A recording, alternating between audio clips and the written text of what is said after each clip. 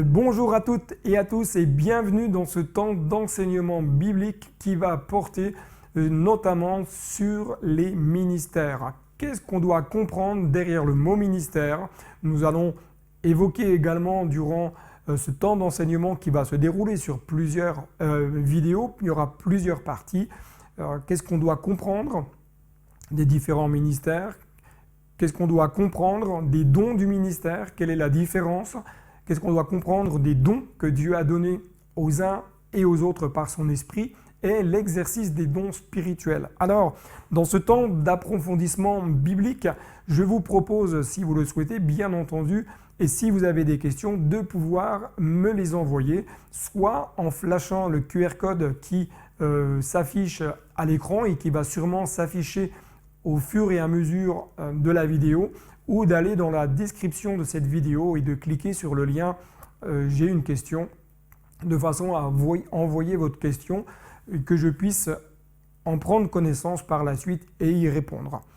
Alors, ces temps d'approfondissement sont très importants comme sur d'autres sujets parce qu'il est important que nous puissions et que chacun d'entre nous puissions avoir une bonne assise spirituelle et une bonne compréhension des textes bibliques et surtout une bonne compréhension de certains sujets.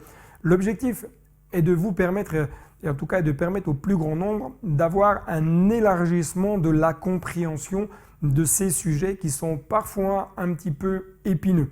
Alors, ce qui me semble important, avant toute chose, c'est que votre cœur puisse laisser le Saint-Esprit vous parler. Laissez le Saint-Esprit déposer dans votre cœur ce que le ciel veut vous communiquer. Soyez rassurés, il ne s'agit pas d'établir une nouvelle doctrine, mais d'amener chacun et chacune dans une compréhension peut-être plus profonde, plus élargie sur certains aspects, car j'ai remarqué ce qui bloque bien souvent la croissance spirituelle des croyants, et ce qui bloque la croissance spirituelle de l'Église, c'est lorsque nos cœurs restent attachés à la tradition des hommes. Et quand je préparais ces temps, cela m'a amené à me rappeler ce que Jésus a dit à l'époque. Il faisait ses reproches d'ailleurs aux personnes religieuses, aux personnes de confession mosaïque. Il leur faisait ce reproche d'être rattaché ou attaché plus principalement à la tradition mosaïque et non plus à la parole de Dieu. C'est pourquoi, dans ce temps d'enseignement, nous allons donc aborder l'exercice des dons dont nous parle Romains 12. Nous allons rebalayer les dons spirituels dans 1 Corinthiens 12, 13 et 14, comprendre quelles sont les différences entre les différents dons du ministère selon ce que Paul enseigne dans Éphésiens 4, 11 notamment. Nous allons aborder l'importance de l'onction, parce que comment exercer un don spirituel sans l'onction, comment servir Dieu dans notre vie quotidienne sans l'onction. Et puis, dans des dernières vidéos, dernières parties, nous aborderons le combat spirituel. Alors, pour démarrer ces temps, nous allons donc parler et aborder le mot ministère. Alors pourquoi démarrer par le ministère et non pas les dons selon ce que Paul enseigne dans Romains 12?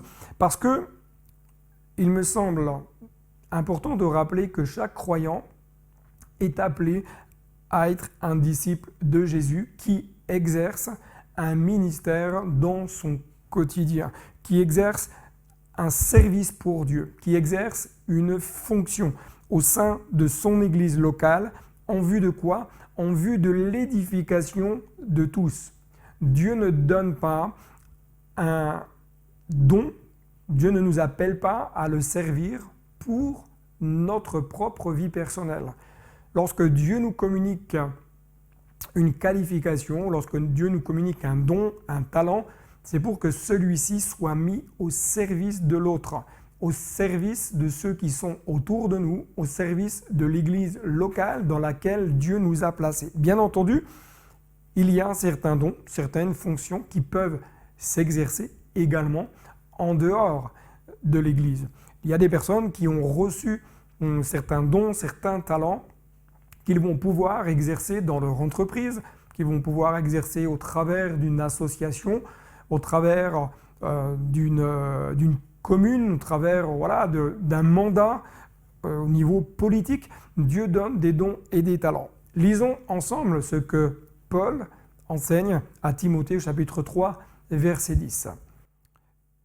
Il va dire ceci, qu'on les mette d'abord à l'épreuve et qu'ils exercent ensuite leur ministère s'ils sont sans reproche.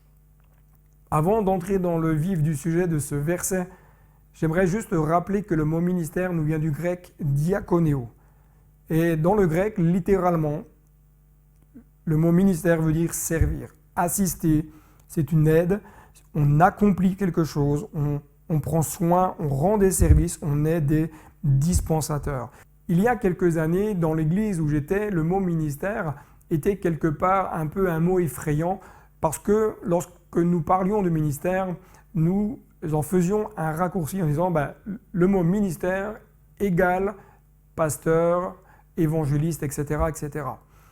Et en fin de compte, lorsque nous croisions des personnes qui simplement évoquaient, disent moi j'ai un ministère dans la louange par exemple, ou la musique, ou la technique,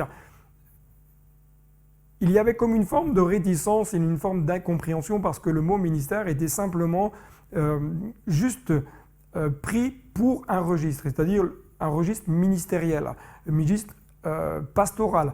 Alors que le mot ministère, comme on vient de le voir, nous parle spécifiquement de servir. En réalité, le ministère, c'est être serviteur. Le mot ministère nous dit que nous sommes serviteurs. Dieu a donné des dons et des talents afin que des hommes et des femmes puissent être des serviteurs et des servantes de Dieu, afin de travailler ensemble à l'édification de tous. Bien entendu, nous ne sommes pas toutes et tous appelés à exercer le même service, ou je dirais plutôt la même fonction. Mais tous, nous sommes appelés à être des disciples de Jésus, actifs dans le corps de Christ. C'est pourquoi toute la parole de Dieu nous invite à faire fructifier les dons et talents que Dieu nous a donnés par son esprit en vue de l'édification de tous. Deuxièmement, une vie de disciple, c'est une vie de service. Lisons ensemble Romains 12, verset 1. Il est dit « Je vous encourage donc, frères et sœurs, par les compassions de Dieu, à offrir votre corps comme un sacrifice vivant, saint, agréable à Dieu. Ce sera de votre part un culte raisonnable. » Qu'est-ce que Paul enseigne ici au verset 1 de l'Épître aux Romains chapitre 12? Tout d'abord, il va dire ceci, offrez à Dieu. Offrir à Dieu notre cœur, notre vie, non pas d'une manière inconsidérée, mais d'une manière équilibrée. C'est pourquoi, lorsque nous servons Dieu, nous devons toujours être vigilants à être dans l'équilibre selon le cœur de Dieu, que ce soit dans un sens ou dans l'autre. Comme j'aime à le dire bien régulièrement, dans le milieu des croyants, il y a souvent ce déséquilibre qui existe. C'est-à-dire que vous allez rencontrer des personnes qui servent Dieu d'une manière très active, peut-être même d'une manière trop active. C'est-à-dire qu'ils se donnent à 2000%, mais en négligent soit leur santé personnelle, soit leur foyer, leur épouse, leurs enfants, au principe de dire mais on se donne pour Jésus, donc on donne tout.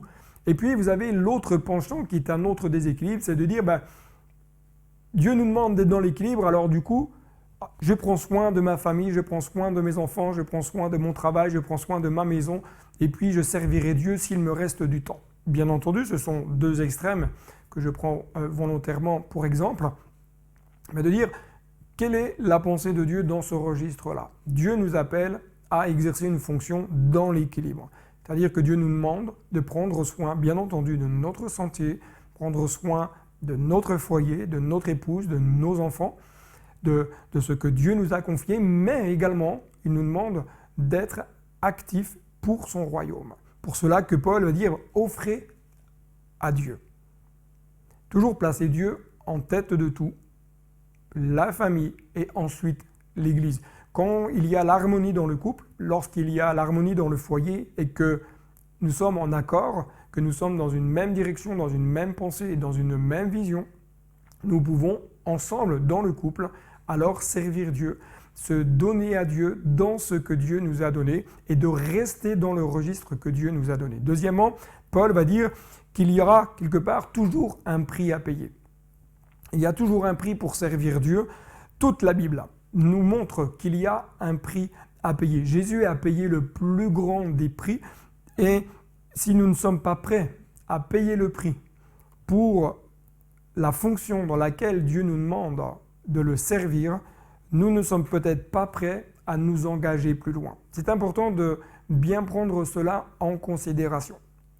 S'engager avec Dieu nous demandera un prix à payer.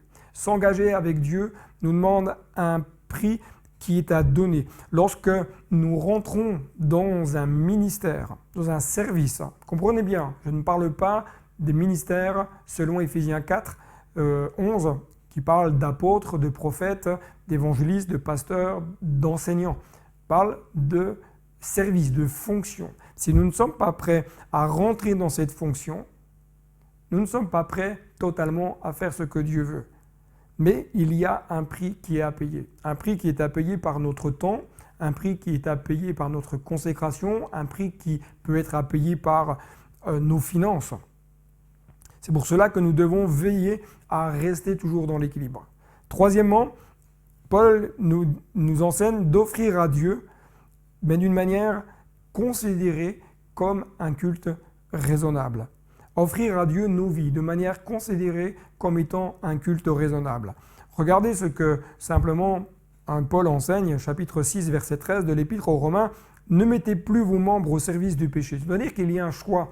À un moment donné, nous devons savoir pour qui ou pourquoi nous vivons, comme des instruments de l'injustice, mais au contraire, livrez-vous vous-même à Dieu comme des morts revenus à la vie et mettez vos membres à son service comme des instruments de justice.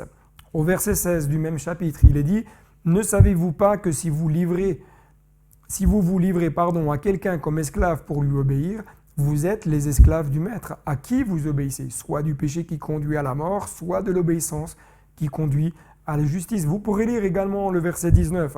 La question que nous devons nous poser et que je dois également me poser au quotidien, est-ce que ma vie est encore consacrée véritablement à Jésus? Est-ce que ma vie est encore consacrée à Jésus? C'est une véritable question qu'on peut se poser. Romains 12, 2. Ne vous conformez pas au siècle actuel, mais soyez transformés par le renouvellement de l'intelligence, afin de discerner quelle est la volonté de Dieu, ce qui est bon, agréable et parfait. Un texte très fort, très intéressant, mais que je vous invite à découvrir dans la partie 2 de ce temps d'enseignement. Que Dieu vous bénisse et je vous dis donc à très bientôt. Et n'oubliez pas, le meilleur est devant. Bye bye.